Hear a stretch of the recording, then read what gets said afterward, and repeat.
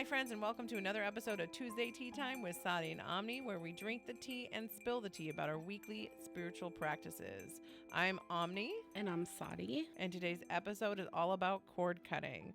We're going to go over what cord cutting is, why you would do a cord cutting, and how to do it in so many different ways. This isn't just 2 candles and a twine you see so commonly everywhere. That works effectively, and I have used that method many, many times. But in doing research for this episode and learning how to do cord cutting with water, earth, air, and so much more. Yeah, we're going to talk about ways of doing cord cuttings that you probably wouldn't even think of. Yeah, I'm excited to try many different ways, and hopefully you guys will be inspired as well. Cord cutting, for those of you that don't really know what that is, it's a ritualistic way of cutting energy from one source to another. For instance, I did one for myself and a family member that I needed to energetically cut cords with. A lot of people will do it for themselves and a ex-boyfriend or vice versa. There's many, many different ways.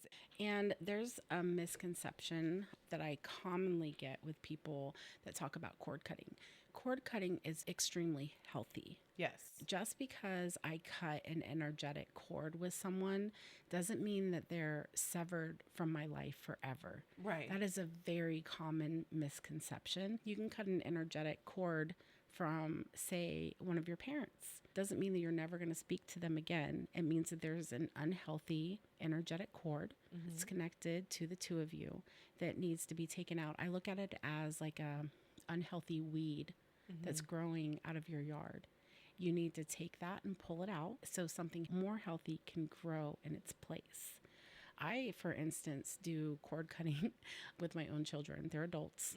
You know, don't do this with your 4-year-old. But I do it with my adult children just to clear the energy and to clear the air.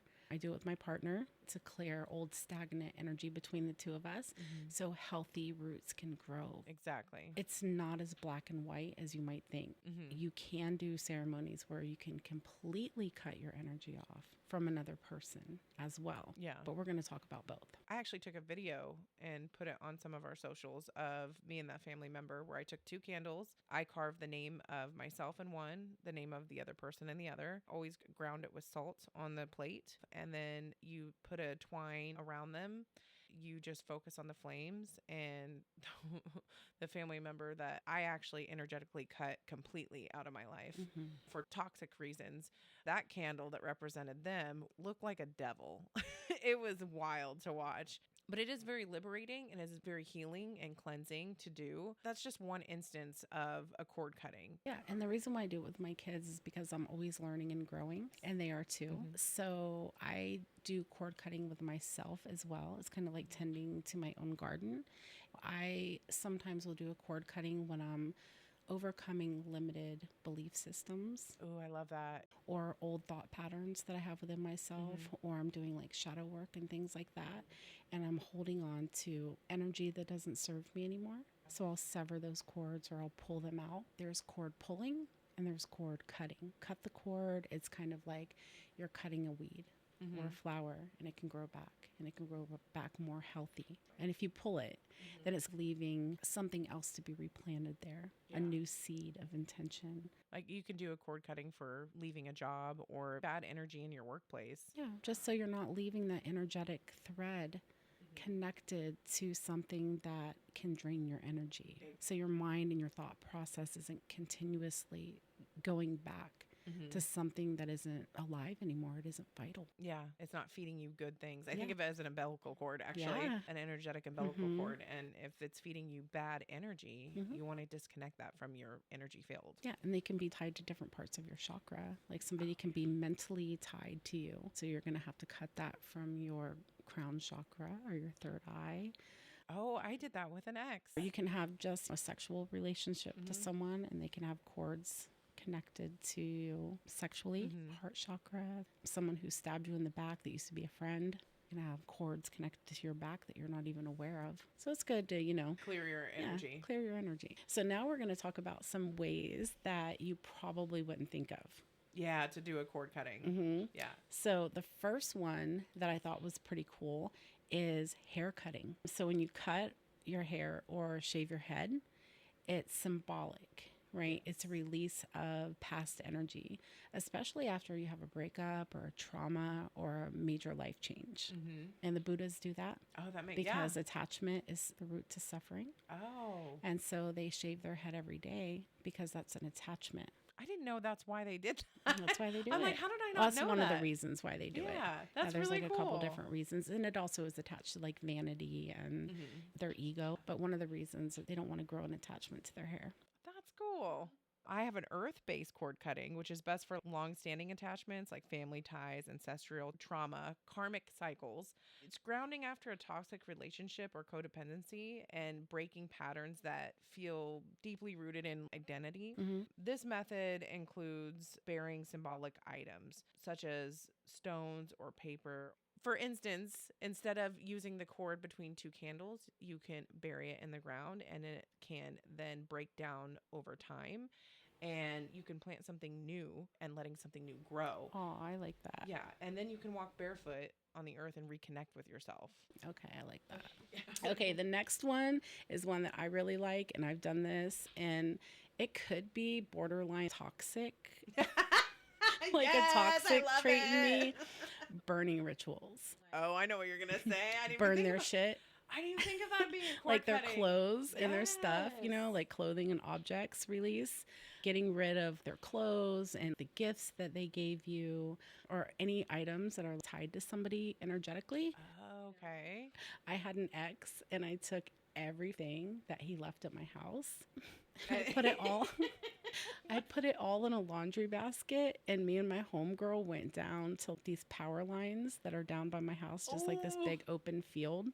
I was pretty drunk, and I was upset. Oh, wait, what did he do? I don't know. I cut the cord. I Oh, don't yeah, even that's care right, I anymore. I'm remember. over it. Like, yeah. Yes. I burnt the laundry basket with everything in it, and it was a plastic laundry basket, though. No. Could have used wicker or anything like that. I'm just telling on myself right now. This is a long time ago, and I was not in my right mind, but everything was burning, and I was like, yeah, like, fuck him. And I was feeling empowered. And then the laundry basket, I realized, was plastic, and it was like melting into the ground. Oh, no. It would not go out. We're standing there for like 15 minutes. And I'm expecting it to like burn out pretty quick because it was like a lot of notebooks and T-shirts and paper and stuff.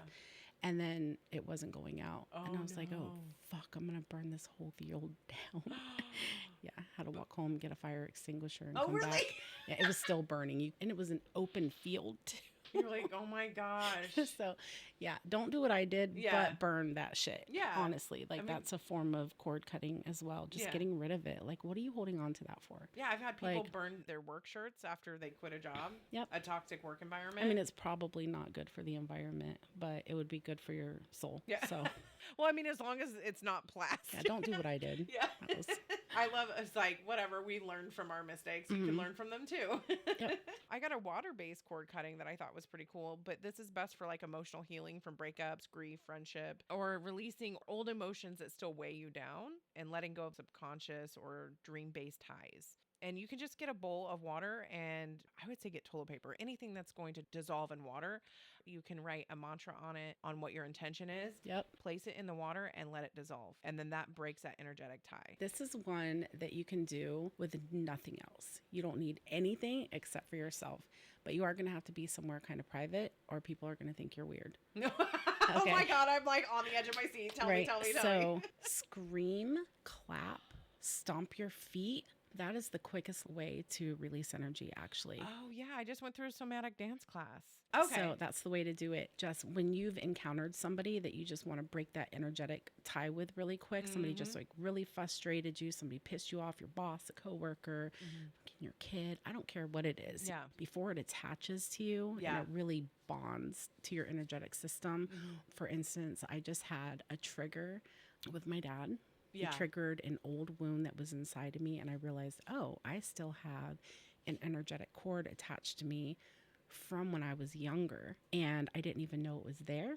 And I was like, I have to get rid of this right now. And I didn't have anything around me. I was in my car. And that was like the perfect place. And even if people do see me, what are the chances they'll ever see me again? Yeah. And they just think she's singing death metal. Yeah, so it's I okay. just don't care.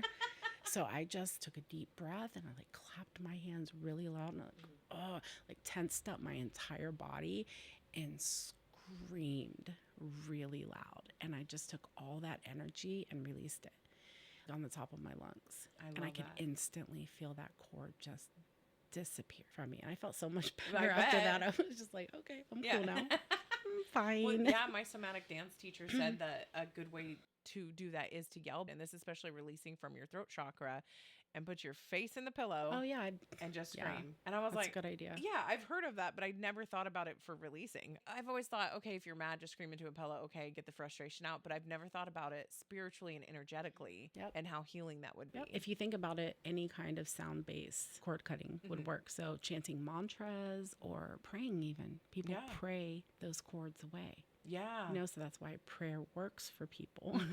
You're using your vibration of your voice to break energetic attachments, like the Sanskrit mantras. It's an ancient language. Oh, okay. Or just regular affirmations. Yeah. Ringing bells, tuning forks, the sound waves help dissolve energetic cords. Drumming, clapping, the vibrations shake off stagnant energy. Singing, humming, screaming like I did. Yeah. That's using the voice to release attachments stored in the throat chakra. Yeah. Like you were talking about. Well, I got one for fire since I'm sticking with the elements. Okay. We thought he already is like, I love fire. Burn the whole field down. Yeah. Burn it down. Burn the cords and everybody in the vicinity, their cords, the power line cords. Okay, so fire-based cord cutting is best for passionate, intense relationships like ex-lovers, obviously. Yeah, obviously. Or twin flame obsessions. It's rapid, powerful release for when you need a strong reset. Cutting ties with anger, resentment, or betrayal. You can burn a symbolic object. Easiest one would be a piece of paper with a person's name on it.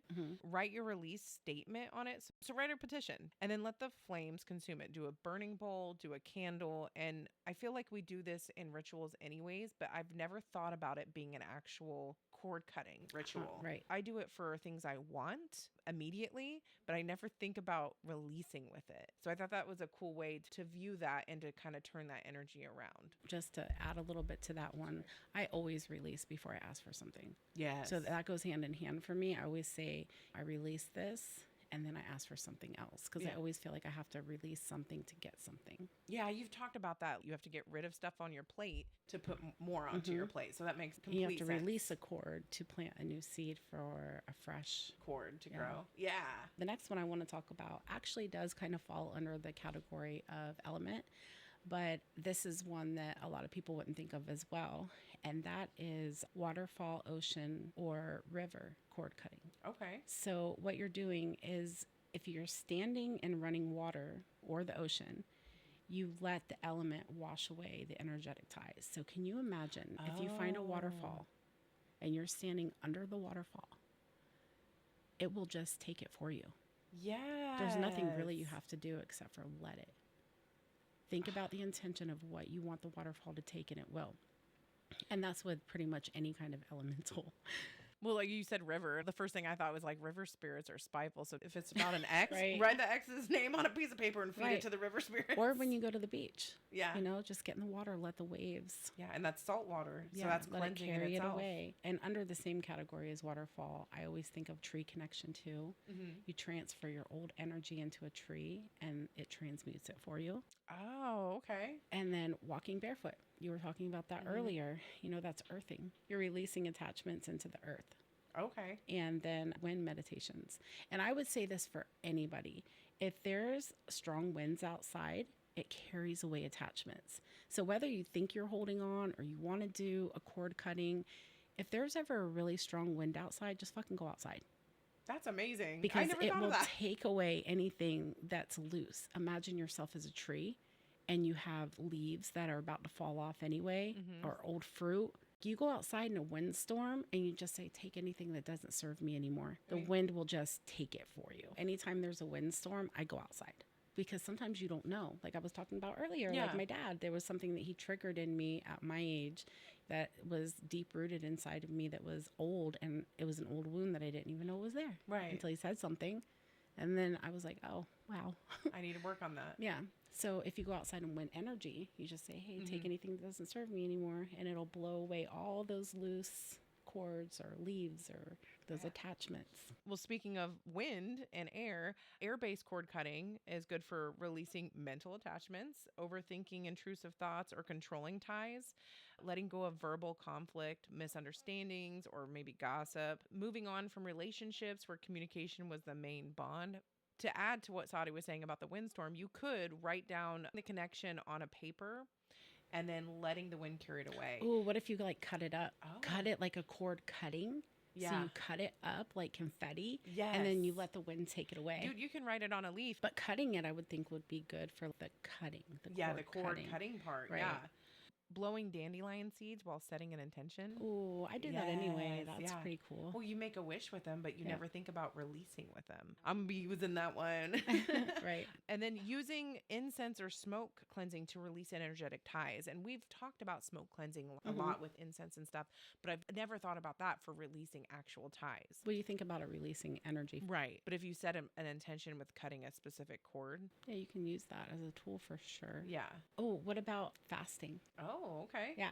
So fasting or juice cleansing, it's resetting the body and spirit to sever toxic ties. Ooh. So you can do that. I was actually just talking about this at work where I was like, I'm fasting today. And someone's like, is that for spiritual reasons? And my boss chimed in. He goes, actually, it is very good for your body and da-da-da-da. And went on about why monks do it and stuff. And I was like, well, really, this is more about health, but yes. Yeah, but if you do it with intention exactly of fasting to reset the body and spirit, to sever a tie, then you're using it for cord cutting. Yeah, especially if you have an unhealthy tie to eating. Food attachment or something like that. I never thought of it. I'm or so like excited. A sacrifice or something like that.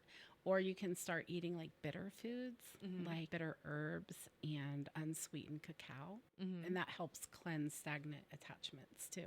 Oh, okay. And then not just eating, but breathwork techniques. You can use that for cord cutting too. So you're letting the attachments go when you exhale. And then, dancing. Yes. Dancing, shaking, moving your body physically, and you shake off the energy. So it's kind of like when I was talking about being a tree and those leaves, like you're literally like shaking stuff off that doesn't serve you anymore. So you're severing those ties, breaking that connection. Of course, like yoga and stuff like that can really help too. Martial arts. Oh, I can see that. Or like boxing. Symbolic strikes or like those cutting motions that they do. And so you can use those cutting motions like for martial arts to break energetic ties. Oh, and then, you can get creative with it too. And you can do shadow work integration with cord cutting. Well, So facing the inner wounds related to the person or situation. And that is a form of cord cutting when you do shadow work, because you're severing ties with the person that you were that accepted being treated that way. Yeah. The version of yourself. You're cutting ties with the lower vibrational versions of yourself. Yeah.